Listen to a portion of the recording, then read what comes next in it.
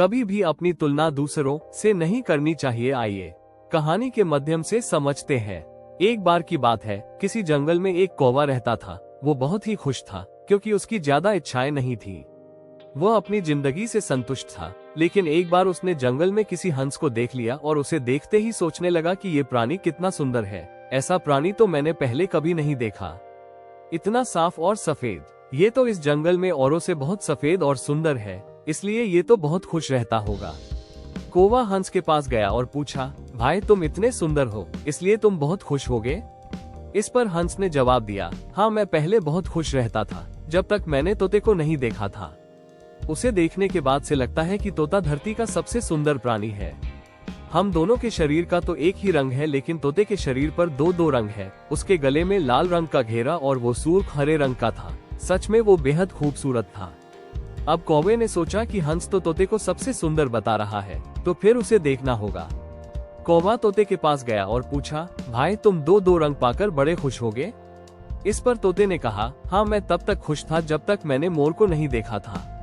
मेरे पास तो दो ही रंग है, लेकिन मोर के शरीर पर तो कई तरह के रंग है। अब कौवे ने सोचा, सबसे ज्यादा खुश कौन है, ये तो मैं पता करके ही रहूंगा। इसलिए अब मोर से मिलना ही पड़ेगा। कौवे ने मोर को जंगल में ढूंढा, लेकिन उसे पूरे जंगल में एक भी मोर नहीं मिला। और मोर को ढूंढते ढूंढते वो चिड़ियाघर में पहुंच गया तो देखा मोर को देखने बहुत से लोग आए हुए हैं और उसके आसपास अच्छी खासी भीड़ है। सब लोगों के जाने के बाद कौवे ने मोर से पूछा, भाई तुम दुनिया के सबसे सुंदर जीव हो और रंग बिरंगे हो, तुम्हारे साथ लोग फोटो खिंचवा रहे हैं, तुम्हें तो बहुत अच्छा लगता होगा और तुम तो दुनिया के सबसे खुश जीव होगे। इस पर मोर ने दुखी होते हुए कहा, भाई अगर सुंदर हूँ तो भी क्या फर्क पड़ता है, मुझे लोग इस चिड़ियाघर में कैद करके रखते हैं, लेकिन तुम्हें तो कोई चिड़ियाघर में कैद करके नहीं रखता और तुम जहाँ चाहो अपनी मर्जी से घूम फिर सकते हो। इसलिए दुनिया के सबसे संतुष्ट और खुश जीव तो तुम्हें होना चाहिए, क्योंकि तुम आजाद रहते हो। कौवा हैरान रह गया क्योंकि उसके जीवन की अहमियत कोई दूसरा बता गया। दोस्तों, ऐसा ही हम लोग भी करते हैं। हम अपनी खुशियों और गुणों की तुलना दूसरों से करते हैं, ऐसे लोगों से जिनका रहन सहन का माहौल हमसे बिल्कुल अलग होता है।